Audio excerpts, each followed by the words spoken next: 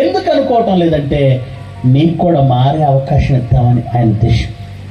ఏమన్నా నేను తప్పు చేశాను, తప్పు చేసిన వెంటనే చంపేస్తే ఎక్కడికి వెళ్తాను? నేను నరకానికి వెళ్తాను.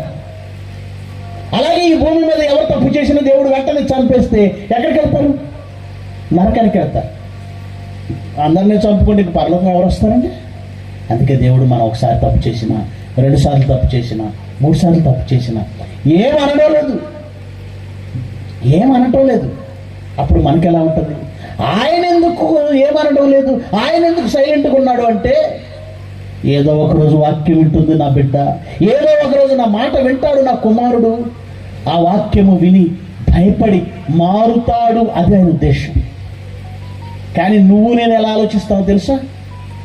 ఇప్పుడు తప్పు చేశాను, అమ్మో ఫస్ట్ టైం తప్పు చేసినప్పుడు ఏమనిపిస్తాడు? అమ్మో ఏమవుతుందో, దేవుడు ఎటు నుంచి శిక్షిస్తాడు, ఏమైపోతాం, ఫస్ట్ అయితే భయపడతాం, ఏమి రాలేదు. రెండోసారి మొదటిసారి పడినంత భయం ఉండదు, చిన్న టెన్షనే ఉంటుంది, తగ్గిద్ది టెన్షన్. రెండోసారి మళ్ళీ తప్పు చేస్తాం, అప్పుడు కొద్దిగా భయపడతాం. మళ్ళీ ఈసారి పోయినసారి అంటే క్షమించాడు, ఈసారి ఏమైనా చేసేస్తాడేమో, అప్పుడు రాలేదు. మూడోసారి ఎందుకో కాస్తంత బిగురు వస్తుంది మనకి. ఏమని చేసేది ఏదో పర్ఫెక్ట్గా చేద్దాం, ఈ భయపడటం, దొంగ దాగుడు మొదలు ఇవన్నీ ఎందుకు? అదే అంటున్నాడు, దుష్క్రియకు తగిన శిక్ష శీఘ్రముగా రాకపోవటం మనుషులు చూసి భయము విడిచి హృదయపూర్వకంగా పాపము చేస్తున్నారు. దేవుడు నిన్ను శిక్షించటం లేదని ధైర్యం వచ్చిందా నీకు? నువ్వు మారాలని కదా ఆయన దీర్ఘశాంతం చూపిస్తున్నాడే. నువ్వు మారాలని ఆయన చూపిస్తున్న ఈ ప్రేమ, దీర్ఘశాంతం, దాన్ని తృణీకరిస్తావు నువ్వు. దుష్క్రియకు తగిన శిక్ష శీఘ్రముగా రాకపోవడం చూసి మనుషులు భయము విడిచి హృదయపూర్వకంగా పాపం చేస్తున్నాడు. హృదయపూర్వకంగా ఆయన అనుగ్రహ ఐశ్వర్యం, మారు మనసు పొందుటకు నిన్ను ప్రేరేపించుతున్నదయ్యా. శిక్ష రాలేదండి దాని అర్థం. కానీ నువ్వేం చేశావు? భయం ఇచ్చావు, భయపడ్డం మానేశావు. ఒకవేళ దేవుడే భయపెట్టడం స్టార్ట్ చేస్తే ఎలా ఉంటుందో తెలుసా? భయపెట్టడం స్టార్ట్ చేస్తే ఎలా ఉంటుందో తెలుసా? చరిత్రలో ఎంతోమంది రాజులు చూసాం, ఎంతోమంది రాజులు. ఒకడు ఉన్నాడండి, అశూర్ రాజు అని ఒకడున్నాడు. వాడు యుద్ధానికి బయలుదేరాడట, ప్రపంచంలో యుద్ధానికి బయలుదేరాడు. ఏ దేశం చూసినా గెలుస్తున్నాడు, ఏ దేశం మీదకి వెళ్ళినా గెలుస్తున్నాడు.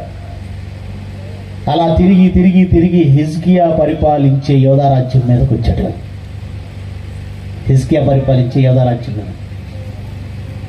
వాడు ముట్టడి దెబ్బ వేసి సమాచారం పంపిస్తున్నాడు, మాట్లాడుతున్నాడు అక్కడ ఉన్నటువంటి యోధా ప్రజలతో, మీరు నా వైపు వచ్చేయండి.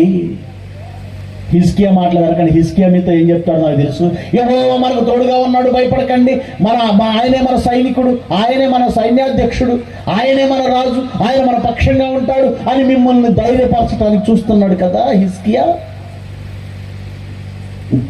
మేము ఎన్ని దేశాలను జయించాం, ఆ దేశాలలో దేవతలు లేరా, దేవుళ్ళు లేరా? ఆ దేశపు దేవతలు, ఆ దేశపు దేవుళ్ళు నా చేతిలో నుంచి వాళ్ళ ప్రజలను కాపాడలేకపోయాయి. వాడి పొగరు చూడండి. ఆ దేశపు దేవతలు, ఆ దేశపు దేవుళ్ళు నా చేతిలో నుంచి వాళ్ళని కాపాడాయా? ఇప్పుడు మీ దేవుడు యెహోవా నా చేతిలో నుంచి మిమ్మల్ని కాపాడతాడా? పొగరు.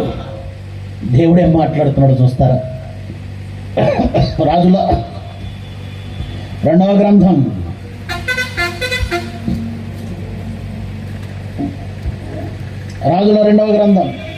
19వ అధ్యాయం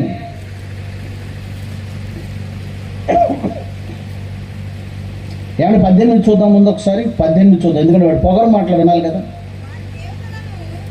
33వ వచనం నుంచి చదువుదాం. 33 లేదా 32 నుంచి చూద్దాం. 32 2వ రాజుల గ్రంథం 18వ అధ్యాయం 32. అటు పిమ్మట మీరు చావక బ్రతుకున్నట్లుగా మేము వచ్చి మీ దేశము వంటి దేశమునకు, అనగా గోధుమలు ద్రాక్షరసం గల దేశము, ఆహారము ద్రాక్ష చెట్లు గల దేశమునకు, ఒలివ తైలము తేనీయు గల దేశమునకు మిమ్మును తీసుకొని పోదుము. అచ్చట మీరు సుఖంగా నుందురు కాగా కావున యెహోవా మిమ్మల్ని విడిపించునని చెప్పి హిజ్కియా మీకు బోధించు మాటలను వినవద్దు. ఆయా జనముల దేవతల్లో ఏదైనాను తన దేశమును అష్షూరు రాజు చేతిలో నుండి విడిపించనా? హమాతు దేవతలేమాయను, అర్పాదు దేవతలేమాయను, సెపర్వయీము దేవతలేమాయను, హేనా ఇవ్వ అనువారి దేవతలేమాయను. షోమ్రోను దేశపు దేవత మా చేతుల నుండి షోమ్రోను విడిపించనా? యెహోవా మా చేతుల నుండి యెరూషలేమును విడిపించుటకు ఆయా దేశముల దేవతల్లో ఏదైనాను. అది పొగరు చూడండి. హిజ్కియా ఏమనలేదండి, దేవుని సన్నిధిని మొరపెట్టాడు. దేవుని సన్నిధిని మొరపెట్టాడు అంతే. వాడి పొగరు ఎలా దించాలో నాకు తెలుసు. అసలు వాడు ఇన్ని దేశాలు జయించడానికి వాడికి ఛాన్స్ ఇచ్చింది నేను, అవకాశం ఇచ్చింది నేను. వాడు పొగరికి నా మీద, నా ప్రజల మీద తిరగబడుతున్నాడు. వాడిని ఏం చేస్తానో చూడన్నాడు. ఏం జరిగిందో చూడండి. 35వ వచనం 19వ అధ్యాయం 19వ అధ్యాయం. ఆ రాత్రి యెహోవా దూత బయలుదేరి అష్షూరు వారి దండుపేటలో జొచ్చి 185,000 మందిని హతం చేశాను. ఎంతమంది? ఆ రోజు వాడి సైన్యం 185,000 మంది సైన్యం ఇశ్రాయేలీయుల యూదులను చుట్టుముట్టారు. వాడి పొగరదే. ఏ దేశము ఆ దేశాలు పెట్టుకున్న దేవతలు నా చేతుల నుంచి ఎవరిని విడిపించలేకపోయావు. ఈ యెహోవా ఎవడు? ఆ ఫరో మాట్లాడినట్టు వీడు మాట్లాడాడు. యెహోవా దూత ఎంత అయిందట రాత్రి వేళ. ఎంతమందిని వేసేసింది? 185,000 మందిని హతం చేశాను. ఉదయమున జనులు లేచి చూడగా కొంతమందిని ఉంచారు. ఎందుకంటే వాడు చూసుకోవాలి కదా, కొంతమందిని ఉంచింది.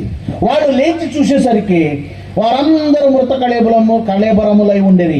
అష్షూరు రాజైన సెనారీబు తిరిగిపోయి నినివే పట్టణానికి వచ్చేసాడట. పారిపోయాడండి వెనక్కి. దేవుడితో పెట్టుకుంటే భయం లేని జనానికి భయం పుట్టించడం చరిత్రది. ఇప్పుడు మనం కూడా అలాగే ఉన్నాం. దేవుడంటే బొత్తిగా భయం లేదు కదా. హృదయం విడిచి హృదయపూర్వకంగా, భయం విడిచి హృదయపూర్వకంగా పాపం చేస్తున్నాం కదా. హృదయపూర్వకంగా. ఎందుకు ఇలా అయిపోయావు? వాక్యం లేదు. వాక్యం చదవడం లేదు. దేవుడి గురించి అర్థం చేసుకోవడం లేదు. దేవుడు ఏంటో, దేవుడి శక్తి ఏంటో, ఆయన ఎలాంటి నిర్ణయాలు తీసుకుంటాడో, ఆయన మీద తిరగబడితే, ఆయన మీద అహం చూపిస్తే, దేవుడికి భయపడకుండా బ్రతికితే ఎలాంటి గతి పడుతుందో వాక్యం మాత్రమే నీకు చెబుతుంది. ఇంకెవరు చెప్పరు. లోకంలో ఎవరు చూసిన దేవుడిని లెక్క చేయని మనుషులే కనపడతారు. బుద్ధిహీనులైన వాళ్ళు, భక్తిహీనులైన వాళ్ళు, దేవుడికి భయపడని జనులు. వాళ్ళని చూసి నువ్వు కూడా వాళ్ళ తయారవుతున్నావు. ధైర్యం నేర్చుకుంటున్నావా? పాపం చేయడానికి భయపడకుండా పొగరెక్కి గుండెలు చూపించి చొక్కాయి కాళ్ళు పైకి ఎగరేసి ధైర్యం తెచ్చుకుంటున్నావే. ఆ దేవుడు భయపెట్టడం మొదలు పెడితే ఎలా ఉంటుందో తెలుసా?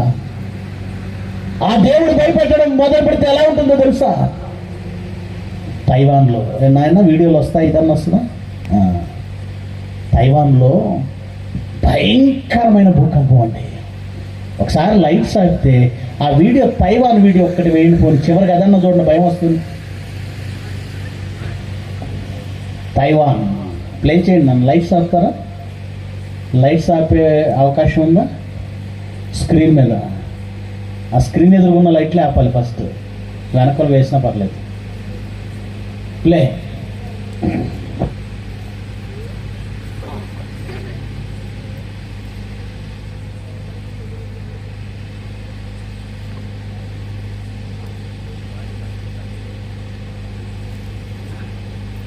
భారీ వర్షాల వల్ల యునైటెడ్ అరబ్ ఎమిరేట్స్ యుఏఈలో వరద పరిస్థితులు నెలకొన్నాయి. దీంతో దుబాయ్ అంతర్జాతీయ విమానాశ్రయం విమాన సేవలకు అంతరాయం ఏర్పడింది.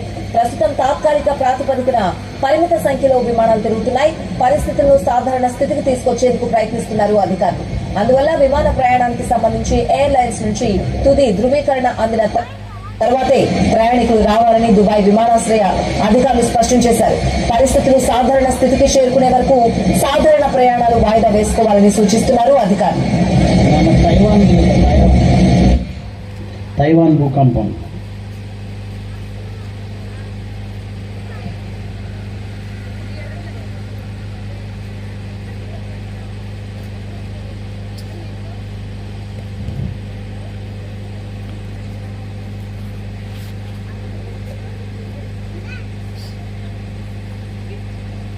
తైవాన్ భూకంపం.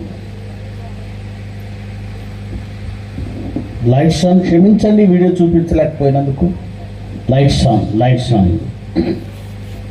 లైట్లు వెలిగించండి. కేకలండి. తైవాన్లో భూకంపం వచ్చిందండి. పెద్ద పెద్ద అపార్ట్మెంట్లు, పెద్ద పెద్ద బంగ్లాలు, ఒక్కొక్కటి స్టేర్లు, అపార్ట్మెంట్లు ఎన్ని ఉన్నాయో తెలుసా? 30, 40, 50 పేక మేడల్లో కుప్ప కూలిపోతుంటే కేకలు, అరుపులు అండి. Very recent, 1 month 2 months back. దేవుడు భయపెట్టడం అంటే తెలుసా? పెరిగిపోయిన పాపం, పెరిగిపోయిన ఈ ప్రపంచంపై ఆయన జులిపించే కొరడ ఒక భూకంపం దేవుని కోపం వల్ల వస్తుంది. ఒక తుఫాను, ఒక ప్రళయం దేవుని కోపం వల్ల వస్తుంది. ఆయన భయం ఏంటో 3 సంవత్సరాలు చూశారు, గుర్తుందా? ఆయన భయం ఏంటది? కరోనా. ఆయన సైన్యం అది. చీడ పురుగులు ఆయన మహాసైన్యం, వైరస్లు, బ్యాక్టీరియాలు ఆయన సైన్యం. ప్రపంచాన్ని 3 వేవుల్లో గజగజలాడించాడు. 2020, 21, 22. బాబోయ్ ప్రపంచం ఏమండి? ఒక్కసారి ఫస్ట్ వేవ్ గుర్తు తెచ్చుకోండి. మనిషి కనబడితే పులిని చూసినట్టు భయపడి దగ్గర రావద్దు. సోషల్ డిస్టెన్స్ అట. ఏ డిస్టెన్స్ అది? పోలీసు వాళ్ళు లాఠీలు తీసుకొని రోడ్డు మీద కనబడితే చావు కొట్టారు. వాళ్ళకు వాళ్ళే ఆ ఊరికి ఎవరు రాకూడదని రోడ్డు మీద పెద్ద కంచె. మీ విఠలరాజు పల్లికి కూడా వేశారు, ఎవరు రాకూడదు. ఎందుకంటే ఆ నర్సరావుపేట నుంచి ఎవరైనా కరోనా తగిలించుకొని మా ఊరు వచ్చేస్తారేమని భయం. భయపడిపోయింది ప్రపంచం. గజ వణికిపోయింది. ఎప్పటికీ వణుకుతుంది, ఎప్పటికీ. ఎందుకంటే కరోనా ఆగిపోయింది అనుకుంటున్నారు. దేవుడు జస్ట్ చిన్న బ్రేక్ ఇచ్చాడు. ఇప్పుడు మళ్ళీ మొదలవుతుంది. ఆ కరోనా వల్ల వచ్చిన సైడ్ ఎఫెక్ట్స్, ఎల్లో ఫంగస్ అట, బ్లాక్ ఫంగస్ అట. ఆ తర్వాత కరోనాకి పిచ్చిగా వ్యాక్సిన్లు వేసుకున్నారా? ఇష్టం వచ్చినట్టు వ్యాక్సిన్లు వేసుకున్నారు. కోవాక్సిన్, కోవిషీల్డ్. ఇప్పుడు పరిస్థితి ఏంటో తెలుసా? ఆ కోవాక్సిన్, కోవిషీల్డ్ వేసుకున్న వాళ్ళకి సడన్గా హార్ట్ బ్రేక్ అవుతుంది, హార్ట్ ఫెయిల్ అవుతుంది.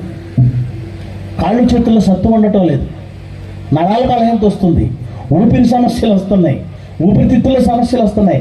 మొత్తం టోటల్గా మన బాడీలన్నీ డల్లలైపోయినాయి. తెలుసా మీకు ఆ సంగతి? ఎవరిలోనూ పవర్ లేదు. నేను పుల్లి, నేను సింహాన్ని, పిచ్చి డైలాగులు కొట్టొద్దు. దేవుడు తలుచుకుంటే మీ బాడీలను మొత్తం డెకోలం చేశాడు. ఏమీ లేదు. ఒకప్పుడు నడిచి 5 కిలోమీటర్లు 6 కిలోమీటర్లు, ఇప్పుడు జస్ట్ సెంటర్కి వెళ్ళరారంటే బండేది అంటున్నాడు. అయిపోయింది. అది నడవలేడు. ఎందుకు నడవలేడు? దేవుడు కొట్టిన దెబ్బ.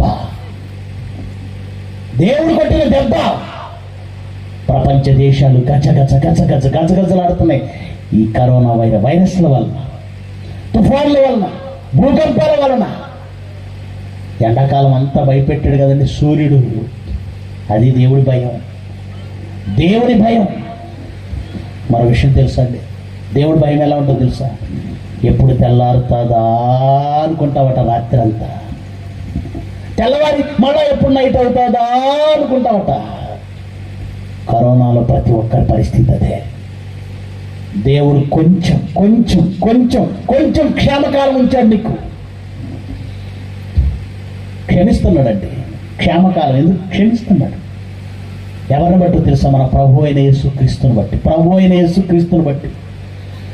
తన ప్రియకుమారుడు 2000 సంవత్సరాల క్రితం ఈ భూమి మీదకి వచ్చి మనలాంటి పాపల కోసం తన ప్రాణాన్ని, తన రక్తాన్ని చిందించి క్షమించమని తండ్రికి మొరపెడుతున్నాడు.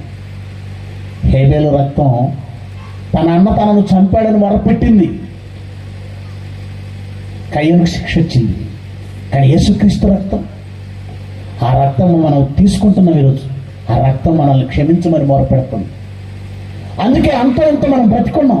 యేసుక్రీస్తు ఒకవేళ మన కోసం ప్రాణం పెట్టకపోతే, రక్తం చిందించకపోతే మనం బ్రతికుండే వాళ్ళం కాదు. నీకు తెలియదా నువ్వు ఎన్ని పాపాలు చేసావు? నాకు తెలియదా నేను ఎన్ని పాపాలు చేశాను? దేవుడు అంటే భయం విడిచాం. ఇంకా బ్రతికున్నామంటే ఒకటే కారణం, యేసుక్రీస్తు రక్తం. ఒకసారి లైట్స్ ఆపండి. ఈ పాట చూసిన తర్వాత ముగించుకుందాం. యేసుక్రీస్తు రక్తం. Lights off. పాట ప్లే చేయండి. ఇందాక ఆయన మొత్తం లైట్లు ఆపండి ప్లీజ్. ప్లే చేయనా?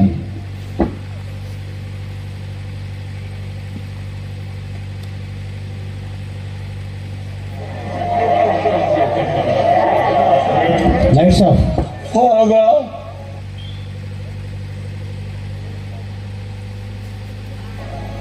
Father,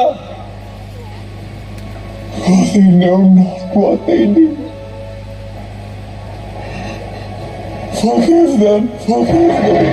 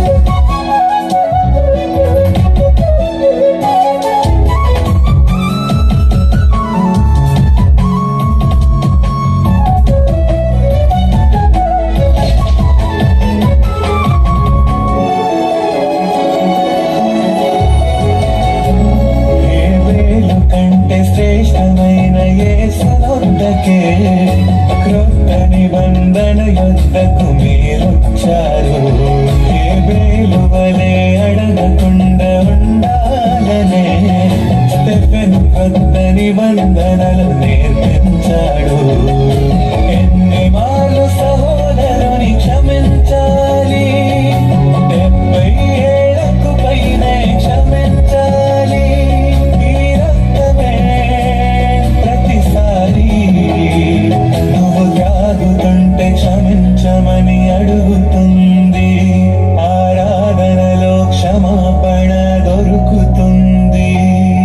యేసు రక్తమే క్షమించమని మొరపెడుతుంది. వేలు రక్తమే శిక్షించమని మొరపెడుతుంది. అటులైన నీతిమంతులై రక్తమంతా ప్రతిదండన చేయాలని కోరుతుంటే, ఎవరి రక్తమో శ్రేష్టమైనది, ఎవరి రక్తమో క్షమించమన్నది. యేసు రక్తమే భూమిలో శత్రువులనైనా క్షమించమని అడుగుతుంది.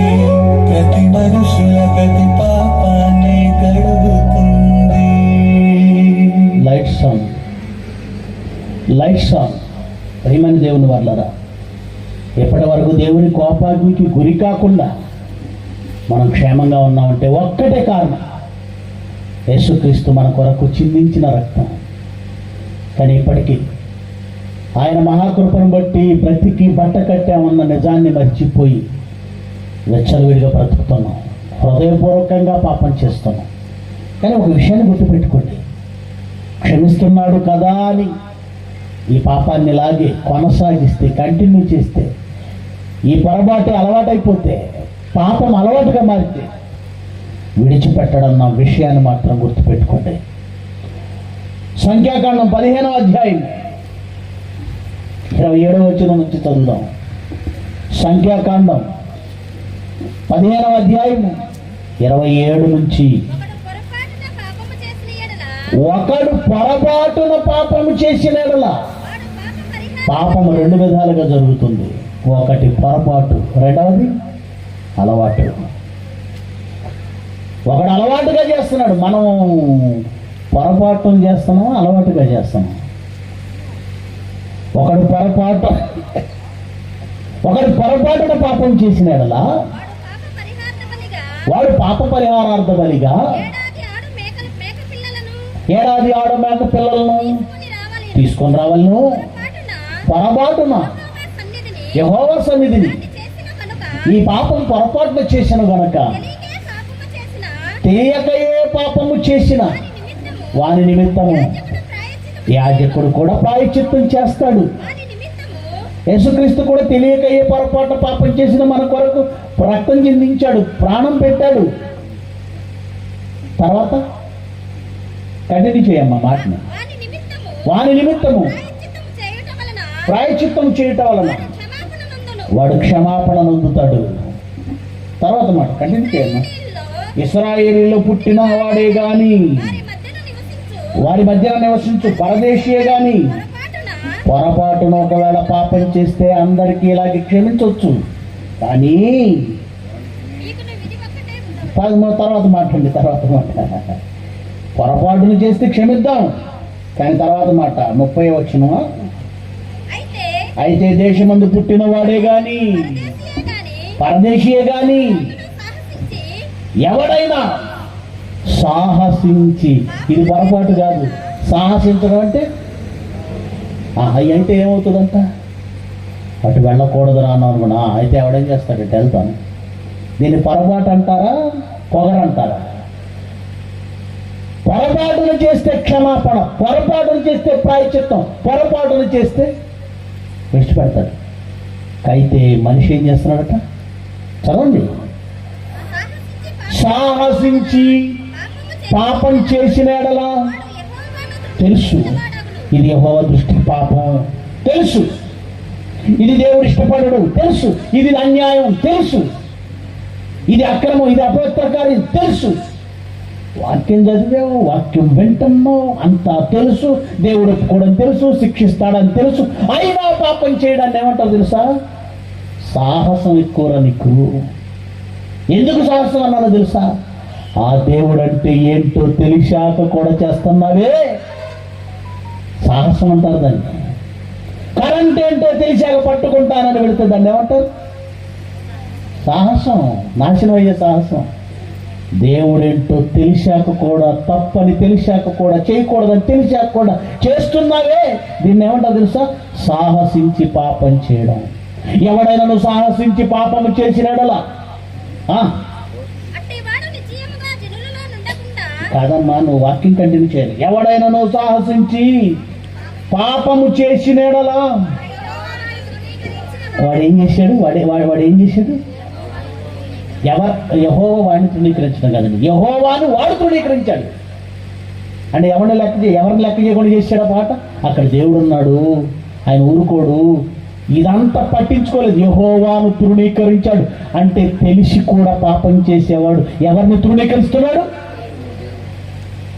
నువ్వు దేవుడిని తృణీకరిస్తున్నావు. తెలిసి కూడా పాపం చేస్తున్నావా? అయితే నువ్వు ఎవరిని తృణీకరిస్తున్నావు తెలుసా? ఎంత పెద్ద సాహసం చేస్తున్నావు తెలుసా? దేవుణ్ణి తృణీకరిస్తున్నావు. అట్టివాడు జనములలో ఉండకుండా నిశ్చయముగా, అంటే చస్తావురా, జనాభా లెక్కల్లో ఉండవురా అని చెప్తున్నాడు.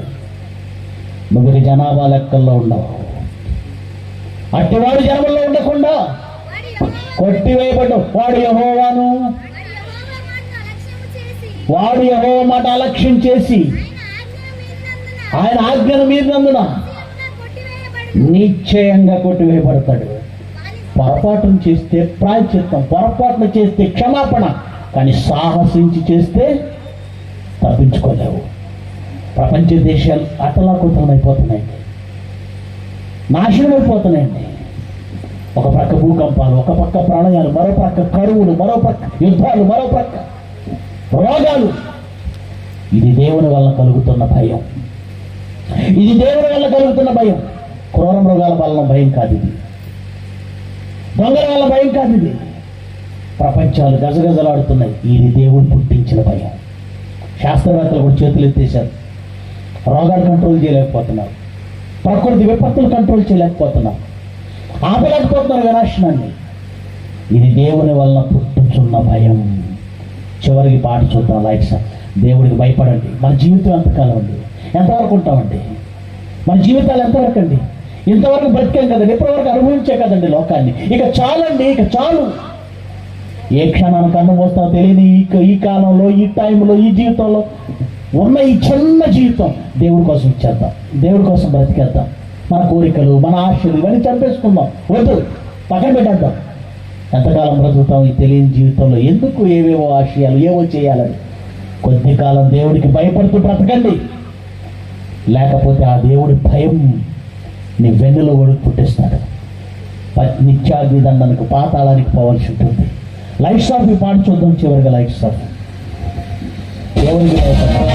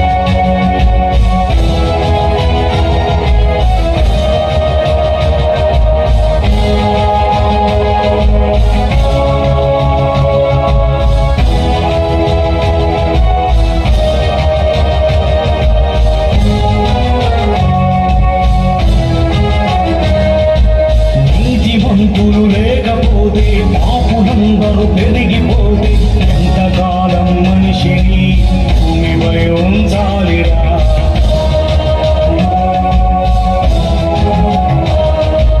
మనిషి కోసం పరితపించి దేవుడిని ప్రక్కనే పెడితా మనిషిని భూమిపై ఎందుకు ఉంచాలిరా.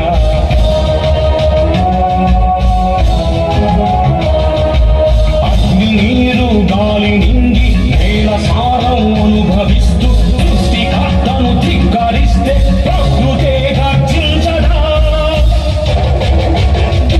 ప్రకృతే కన్నెర్ర చేసిందా.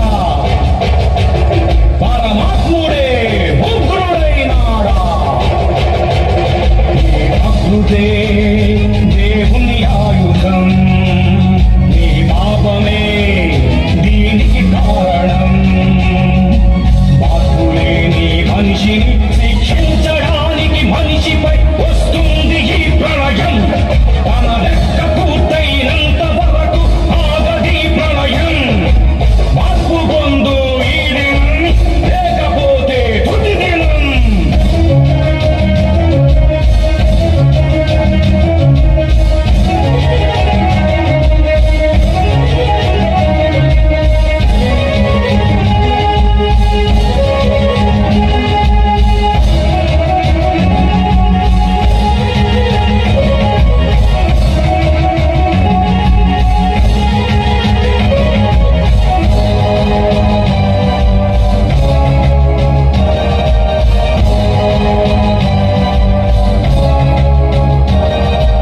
మనిషి మనిషిని చంపుతుంటే ఉగ్రవాదం పెరుగుతుంటే నరుడు మృగముగా మారితే ఎందుకు ఉంచాలిరా.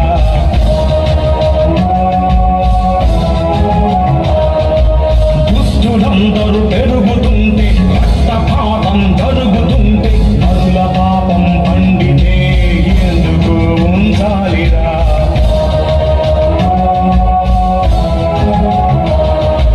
నేలనాదని నింగినాదని దేవుడంటే లెక్క లేదని సృష్టికర్తను ధిక్కరిస్తే ప్రకృతే గర్జించదా. వెనుగాలి నాపే దమ్ము లేదు మనుషులెవ్వరికి. జలప్రళయమాపే దమ్ము లేదు అధికారులెవ్వరికి. ఈ ప్రకృతే దేవుని ఆయుధం. నీ పాపమే దీనికి కారణం. మార్పులేని మనిషిని శిక్షించడానికి మనిషిపై వస్తుంది ఈ ప్రళయం. తన లెక్క పూర్తయినంత వరకు ఆగది ప్రళయం. మార్పు పొందు ఈ దినం, లేకపోతే తుది దినం.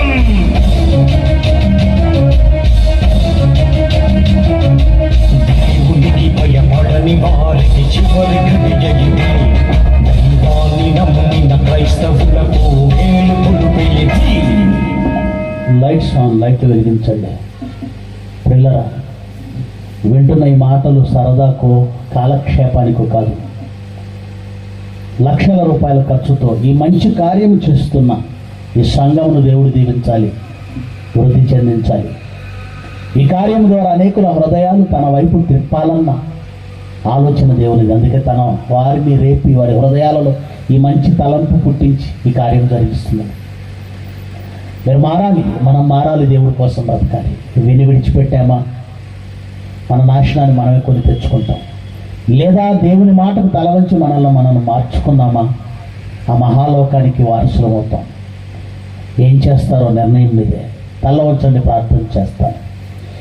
మహోన్నతుడవకు మా తండ్రి, మీ పిల్లలు విన్న మాటలను ఎదిరించి తృణీకరించి మీకు ఎదురు తిరిగిన వారుగా, భయము లేని వారుగా కాక, వాక్యము కలిగించు భయమును, వాక్యం పుట్టించు భయమును గ్రహించి స్వీకరించి కలిగి ఉండి తల వంచి బ్రతుకుటకు అవకాశం ఇవ్వండి. ఈ భూమి మీద ప్రతి మనిషి మీకు తల వంచవలసిందే, భయపడవలసిందే. కానీ అపవాది ప్రతి మనిషి హృదయంలో గర్వం, వెర్రవేగుచున్న దుష్టత్వాన్ని పెట్టాడు, లోబడే తత్వాన్ని తీసివేశాడు. మీ వాక్యం ద్వారా వారి హృదయాలను మీరు కడుగుతున్నారు, మమ్మల్ని మీరు పవిత్రపరుస్తున్నారు. మీ మాటకు మేము లోబడకపోతే నిత్యాగ్ని దండన తప్పదు, ఈ భూమి మీద మాకు శిక్ష తప్పదు. భయం లేక బ్రతుకుతున్న ఈ ప్రపంచానికి మీ భయం ఏంటో మీరు చూపిస్తున్నారు. ఈ కాలంలో మమ్మల్ని మేము తగ్గించుకొని సరిచేసుకొని మీ పవిత్రమైన బాటలో మేము నడుచుటకు మాకు అవకాశం ఉంది. మాకు సహాయం చేయండి. లక్షల రూపాయల ఖర్చుతో ఈ మంచి కార్యములు జరిగిస్తున్న సంఘాన్ని దీవించండి. సేవకులను జ్ఞాపకం చేసుకోండి. మిగిలిన దినాలకు దినము కూడా సభను విజయవంతం చేయండి. నేటి దినమును చేరి వచ్చి వాక్యము విని హృదయంలో పదిలపరుచుకుంటున్న ప్రతి బిడ్డను దీవించండి. వాక్యమందు ఫలింపు చేయండి. రేపటి దినము నంద్యాల ప్రాంతంలో జరిగే సభను విజయవంతం చేయండి. మీ పిల్లలు వెళుతుండగా క్షేమంగా తోడుకొని వెళ్ళండి. యేసుక్రీస్తు వారి ప్రశస్తమైన నామమున ఈ ప్రార్థన సమర్పిస్తున్నాము తండ్రి, ఆమేన్. మీ అందరికీ వందనాలు.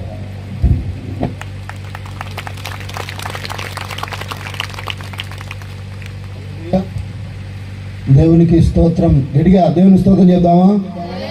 మంచి వర్తమానం విన్నాం. చప్పట్లు కొట్టి ప్రభునామాన్ని మహింపడతాం.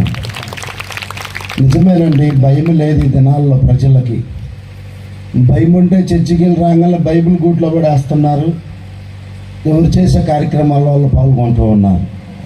ఆ భయం లేకపోబట్టినే క్రైస్తవ జీవితాలు కూడా ఆత్మీయంగా బలపడలేకపోతూ ఉన్నాయి. సువార్తను కూడా ప్రకటించలేకపోతూ ఉన్నారు. చక్కని వర్తమానం అందించిన సంతోష్ అన్న గారికి ఈ గ్రామము తరపున, ఈ కూడికలు ఏర్పాటు చేసిన కన్వీనర్ గారు రాంబాబు గారి తరపున హృదయపూర్వకమైన వందనాలు తెలియజేస్తూ ఉన్నాము. దయచేసి మరి ఇంకా అనేక చోట్ల మరి సేవకుని బలంగా వాడుకునేలాగున వ్యక్తిగత ప్రార్థనలో కూడా జ్ఞాపకం చేసుకుని, ఎందుకంటే అందరం చేసేది దేవుని పనే కాబట్టి అందరూ ప్రోత్సాహం చేయాలి. అందరూ దైవ సేవకులు వాడబట్టడానికి ప్రార్థన చేయాలి. మనము అందరం ఐక్యతతో ఉంటేనే ఏదైనా చాలా సంతోషంగా ఉంటుంది. కాబట్టి రాత్రికాలం మంచి వర్తమానం మనం విన్నాము.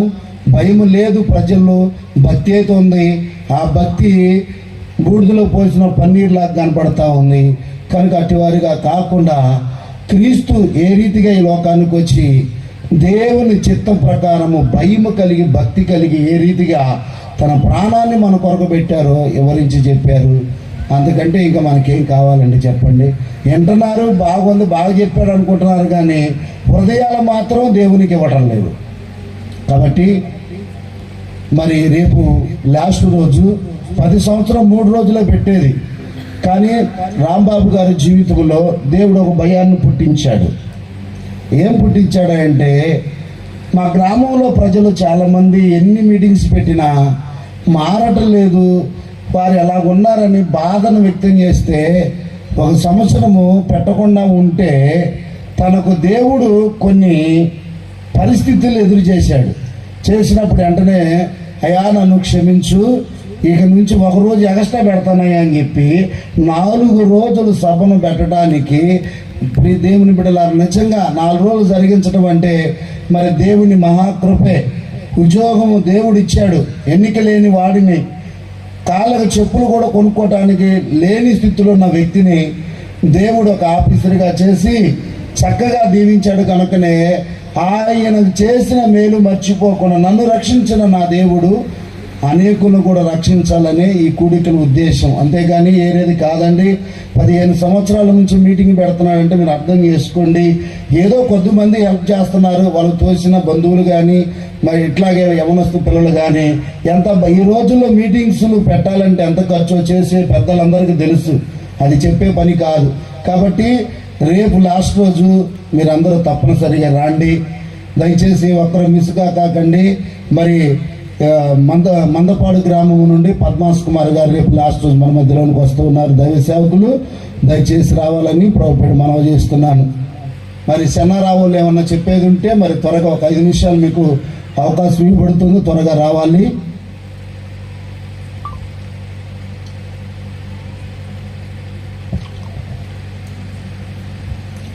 నాకు ఇప్పుడు 50 సంవత్సరాల వయసు అండి.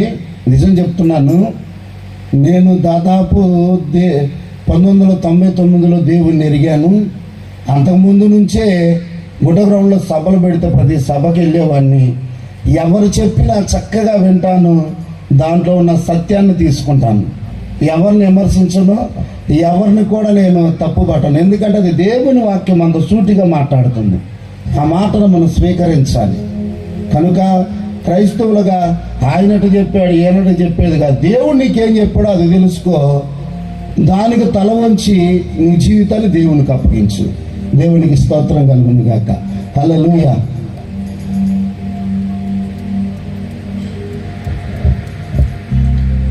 కూడా వచ్చిన మీ అందరికీ ప్రభువు నామంలో శుభాభివందనాలు తెలియజేస్తున్నాను. నిజంగా ఈరోజు ఈ మీటింగ్ జరిగిద్దని చాలా భయం వేసిద్దండి. జరిగిద్దో జరగదో లేదు అనుకున్నాను. మధ్యాహ్నం పట్టిన మబ్బుకి ఇంతకుముందు కూడా మెసేజ్కి ముందు స్టార్ట్ అయినటువంటి వర్షాన్ని చూసి భయం వేసింది. కానీ ఈ మాటలు దేవుడు వినిపించడానికి ఆయన వర్షాన్ని ఆపి ఈ మాటలు మనందరికీ తెలియచేశాడండి. నిజంగా ఈ మాటల కోసం ఆయన ఆపాడండి. ఆ దేవాది దేవునికి స్తుతులు స్తోత్రాలు చెల్లించవలసిందిగా ప్రతి ఒక్కరిని కోరుకుంటున్నాను. అలాగే ఇన్ని సంవత్సరాల నుంచి మా బాబాయ్ ఏం ఆశించకుండా నిజంగా అండి దేవుడు నమ్ముకున్న తర్వాత కొన్ని లక్షల రూపాయలు ఖర్చు పెట్టి ఈ సువార్త సభలు జరిగిస్తా, అందరికీ సువార్తను వినిపిస్తా తెలియజేస్తున్నాడు. అలాగే 12 సంవత్సరాల నుంచి మేము కూడా చేస్తూ ఉన్నాము. మేము పీడి సుందరరావు గారి దగ్గరికి వచ్చిన తర్వాత అయినా కానీ మా బాబాయ్తో కలిసి సభలున్నా కానీ చెప్పుకుంటూ మేము చేస్తూ ఉన్నాము. కానీ 2022 సంవత్సరం నుంచి మీరు కూడా కష్టపడుతున్నారు కదా, వాక్యం బాగా చెబుతున్నారు కాబట్టి బైబిల్ ఓపెన్ యూనివర్సిటీ వాళ్ళ ద్వారా ఒకళ్ళని 3 రోజుల్లో కానీ 4 రోజుల్లో కానీ ఒకళ్ళని దైవ సేవకుల్ని మంచి మాటలు వినిపించడానికి మరి మాకు అవకాశం ఇచ్చారు మా బాబాయ్ గారు. నిజంగా ఆయనకి మనస్ఫూర్తిగా కృతజ్ఞతలు తెలియజేస్తున్నాను. నరసింహారావు అంటే ఎక్కడున్నారు? చిన్న సన్మాన కార్యక్రమం 5 నిమిషాలు అయిపోద్ది. బాబాయ్ రాండి ఒకసారి పైకి. బైబిల్ ఓపెన్ యూనివర్సిటీ వాళ్ళు అంగారా బాబాయ్, నరసింహరావు బాబాయ్, చిన్న